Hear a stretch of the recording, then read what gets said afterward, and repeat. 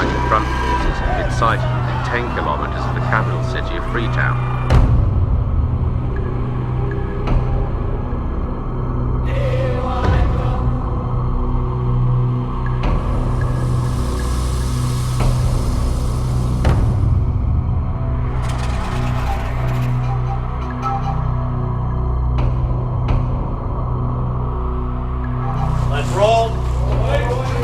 Ready? And action!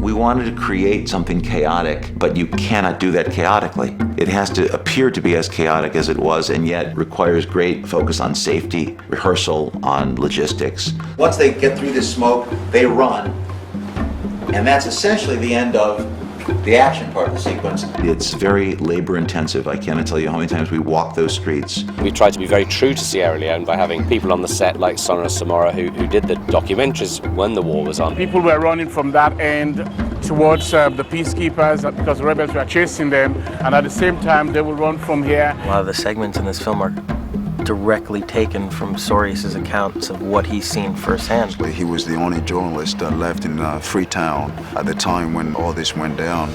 Frankly, what is happening here is almost like what happened in Freetown being played back in slow motion. You can reach a point where you so disturb people that they don't want to be watching the movie anymore. And on the other end, you can protect your audience so much that they don't even really get how horrible the situation is. What's important is that each moment be real, not be exploited. It's so important to people like us that if films like this are done, you know, that these people stay as close to the reality as possible.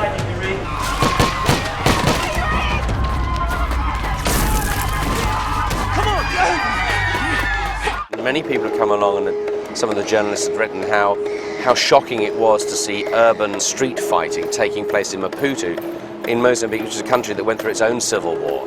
We're setting up now for an explosives test. We're in downtown Maputo, and the reason for this test is we've got people out in the local community, in the local markets. We're going to set off an explosion, we're going to fire machine guns and see what the general town's reaction is to this, you know, bearing in mind the recent history of civil war here.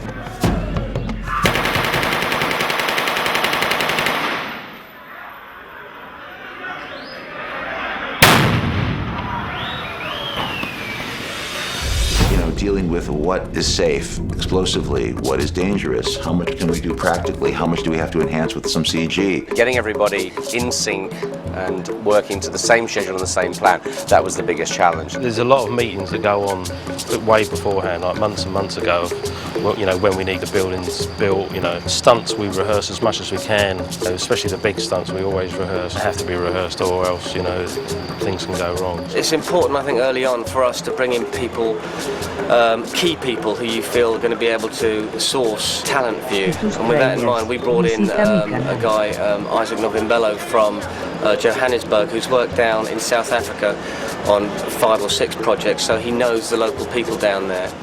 Hey, ta! Ta! Ta! Ta! Ta! Hey, ta! Ta! Ta! Ta! Ta! Akali Aka! Ga ga ga ga ga ga! Akali Aka! Ga ga ga ga ga ga! Hey, ta! Ta! Ta! Ta! Ta! We had a 5-week training camp where we basically taught the stunt people the techniques and tactics with the armourers and brought them up to speed on weapons handling, weapons safety, etc., etc. Every time we've taken on a group that we've trained, we give them a safety talk, just a general safety talk on weapons on set. From there we then go into use of weapons on set, loading, unloading, how to carry the weapon. We do that in conjunction with the stunt department. Then the stunts take it a little further, movement with weapons, falling on the floor with weapons. So we do a lot of work in conjunction with stunts. And once they're up to speed on that, the stunt department, we then just worked on them with various scenarios so we can get good performances from them, which we can then show to Ed, and Ed can add to it. This gunfire goes off here, and above you a window, stuff gets spark hits that causes you to look. I'd say so. I would, exactly. Who's firing at you? You thought you were safe from them. You're being fired on from there.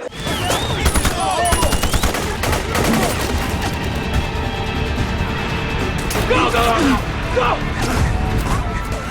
I'll board the essential beats that I need of the principles, because they are the spine. The other beats, I'll sometimes board, sometimes just look and say, what do I see that would give me the sense of the whole overall context in which I then see these guys working. And you have to board when you're going to decide to blow up a building. You have to board to decide where you can put bullet holes on the side of a car. Otherwise, they're not going to be there on the day. You have to give the effects guys and the pyro guys, and you have to give them the opportunity to prepare and be there for you so they can be ahead of you. All of the departments exceeded expectation, and suddenly something really came together very strongly. The moment after the RUF has begun the attack on the city of Freetown, they have run from the hotel across the square. This is the far side of the square, and now we're entering into the streets of Freetown, beginning the whole chase sequence through the streets of Freetown, them dodging, weaving, under fire. Great. It's fine. Let me see Clemens too. This scene is two heroes running down the street, and the guy gets chucked off the balcony, and lands and hits the ground. Basically what we have here, we have a full jerk vest here on Sidwell, and we have two lines hooked front and back, top of his shoulders, his chest, down to his hips, and down to the front side, so that we can spread the load on his body, so we're not actually kinking his back. It's about a 17-foot fall to the ground, and we stop him 2'6" off the ground.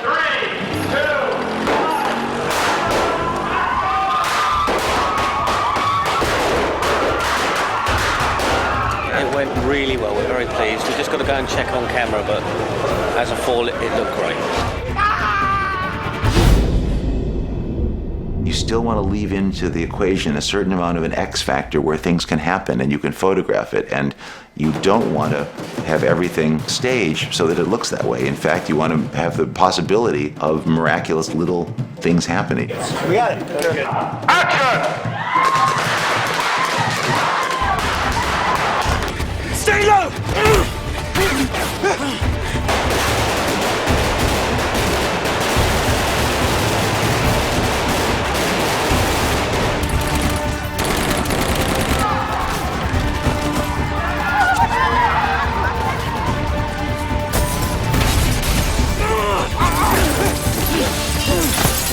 It was such a difficult shooting. If it's not emotional, it's extremely physical. So it's been going on like that for day in and day out, day in and day out. Come on, come on!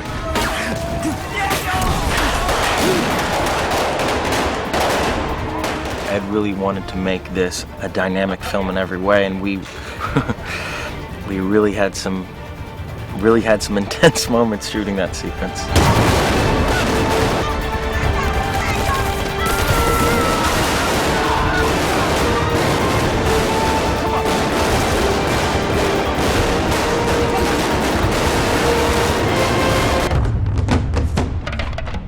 For anyone who was there, you can get a sense, and I think that's what the director tried to portray, what it actually felt to be there. And now, just seeing these, I realize they have done tremendous work to get people to get an insight to the madness that took place in Sierra Leone. As much as I wanted to tell the story of Leo and Jaimin, I felt it was incumbent on us to talk about what the price was peripherally. Obviously, we have an amazing director, and a great director is always defined by his ability of communicating.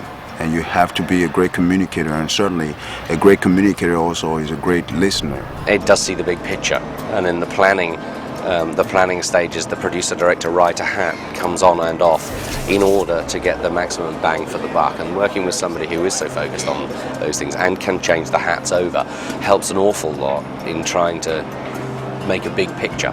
He knows so much, and he's so interested in every aspect of filmmaking. He's of course there for his actors, but there is no aspect of what's going on around him that he won't jump in and participate in. He gives a lot of information. I was very surprised how much information I got at the beginning of the movie. He certainly knows what he wants. He gets the best out of people, I think. Ed's got the vision. Ed's the one with who knows exactly what he's putting together, how it's going to come together. He's really sort of concocted all this in his own mind, and it's great to have a partner like that when you're making a film.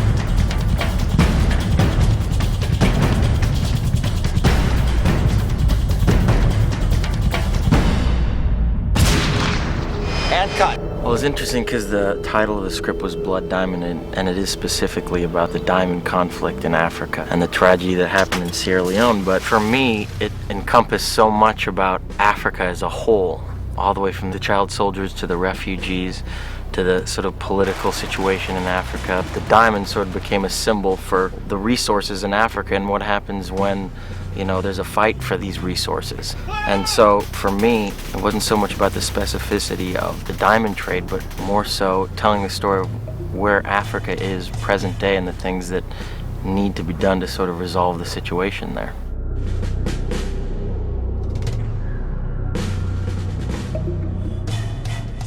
Danny Archer.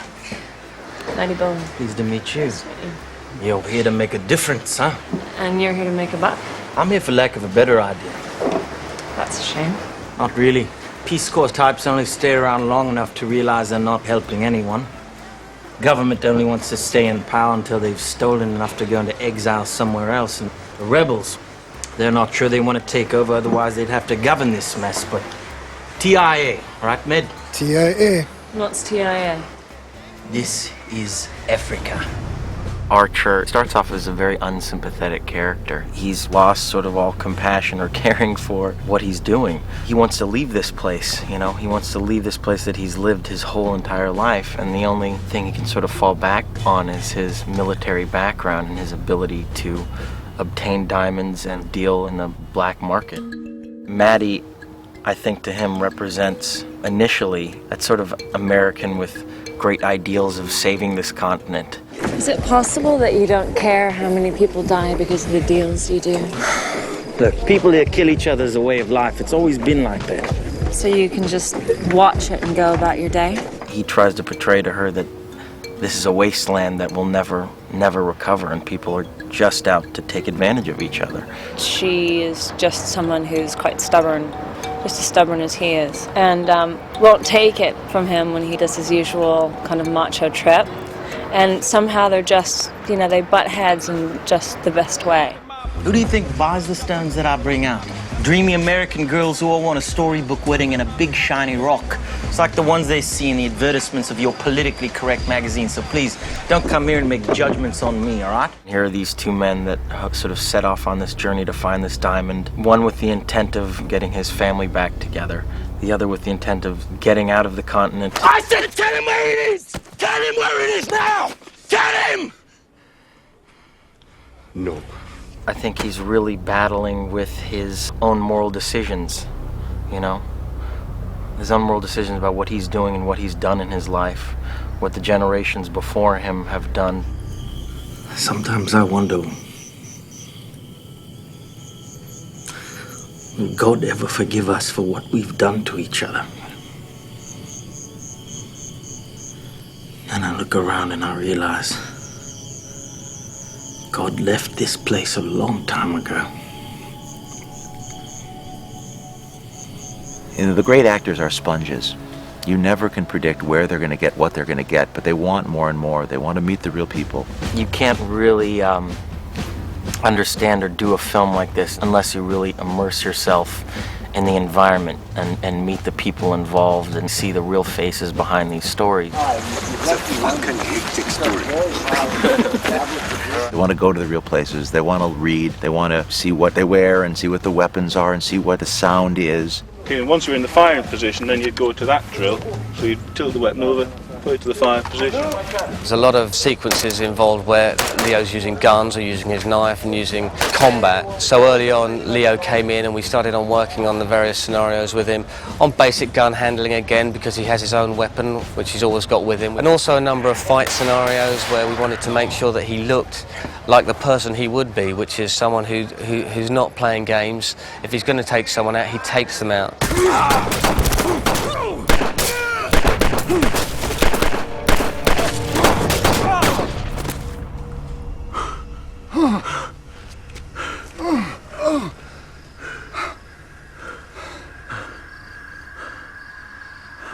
TIA.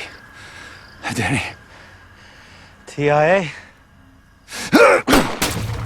That's some of the most impressive work he does in the film, and I don't know if people even realize that he had to learn that stuff. And then, on top of that, this whole emotional state. His dedication was almost scary. It was absolutely determined that by the end of that process, he would have inhabited the skin of one of these people, and that when he would sit down with them at dinner, that he would be indistinguishable from them. And that involved, you know, meeting some of these mercenaries, meeting people that were involved in the diamond trade. So it was important for all of us involved, to really be here and immerse ourselves in this environment and really hear the first-hand accounts and the first-hand stories, because it is a completely different environment than anything I've ever experienced in my entire life. It's not just the work on the accent or the physicalization, all of which is really remarkable, but it's finding a very different place in his head, a very dark, sad, and many times tormented place that he had to go to. It suggests someone who's gone through an enormous amount, and we have to feel that in him. He's got to carry that around with him. He's got to wear it the same way he has to wear his costume. It was a really interesting character for me to play, because he's really hiding from himself and running away from the things that I think are inherently in him, you know, which is a sense of understanding of the environment he lives in more than he tries to portray, and a compassion for the people of the continent, and certainly through Solomon's character, there's a bond there that, as much as he's trying to fight, is a strong one. I can carry you. Tus trailers, visita mi canal.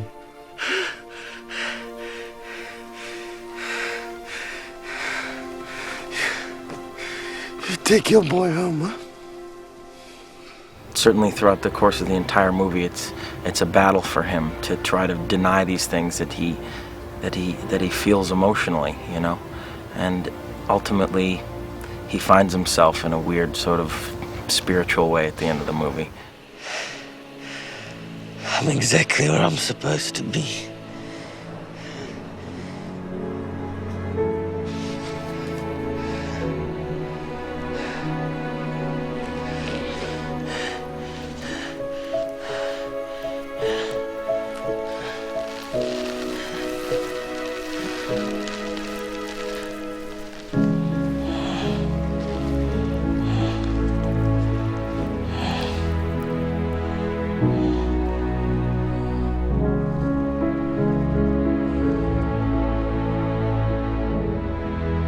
Maddie is the print journalist.